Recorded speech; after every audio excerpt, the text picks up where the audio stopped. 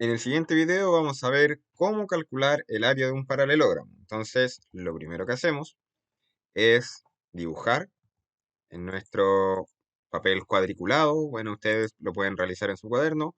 Vamos a dibujar un paralelogramo en el cual sus vértices van a ser los vértices A, B, C y D. Por lo tanto, el paralelogramo es el paralelogramo ABCD. Entonces, si ustedes se fijan, aquí ya tenemos nuestro paralelogramo donde el segmento AB es paralelo con el segmento DC o CD y el segmento AD es paralelo con el segmento BC. Aquí se cumple que el segmento AB tiene la misma medida que el segmento DC y que el segmento AD tiene la misma medida que el segmento BC. Entonces, ahora miramos la figura y decimos, ¿cómo podemos calcular el área? Lo que debemos hacer para calcular el área de esta figura es descomponerla y vamos a armar un cuadrilátero. Y recuerden que nosotros ya sabemos cómo calcular el área de un cuadrilátero, que es base por altura. Entonces, pensamos y vemos de qué forma lo podemos desarmar. Lo primero que vamos a hacer es desde uno de los vértices, ya en este caso elegí el punto D, voy a trazar un segmento perpendicular. Recuerden que la perpendicular forma un ángulo de 90 grados, o sea, cae justo recto. Y voy a formar el segmento de X. Este segmento de X corresponde a la altura de mi paralelogramo. Bien, entonces ahora si se fijan, me quedó dividido en dos figuras. Lo dividí en dos figuras, donde una de ellas corresponde a un triángulo. Ya visualizan más o menos qué debería hacer ahora, ¿no? Cómo mover ahora, cómo acomodar este triángulo en una posición específica para que así se forme un cuadrilátero.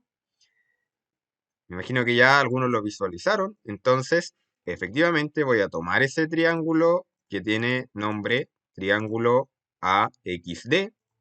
Lo voy a tomar de ahí, lo voy a sacar y lo voy a ubicar en el otro extremo del paralelogramo. Bien, si se fijan, ahora lo ubiqué aquí donde el vértice lo voy a llamar el vértice I. Entonces ahora este triángulo que tomé lo trasladé al otro lado de la figura y me quedó el triángulo BIC, que son triángulos congruentes, es decir, el mismo triángulo, solamente lo tomé, lo recorté, por ejemplo, y lo ubiqué en el otro extremo del paralelogramo. Ahora, si ustedes se fijan, formé el cuadrilátero XYCD. Bien, un rectángulo específicamente. Este rectángulo ya sabemos que podemos calcular su área, ¿cierto? A partir de la fórmula base por altura. Pero aquí tenemos que identificar quién es la base y quién es la altura. Como ya le había dicho, el segmento DX, el segmento que está en color amarillo, corresponde a la altura. ¿Ya? La altura, por lo general, se identifica con la letra H. Entonces, ahí tenemos la altura y la base sería el segmento XY.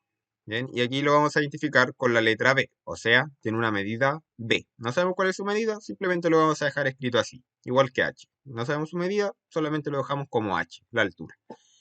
Aquí, como ya le había adelantado, las bases XY mide lo mismo que la base DC, que el segmento DC, perdón. Tiene la misma medida B. Y el segmento DX mide lo mismo que el segmento CI, ¿ya?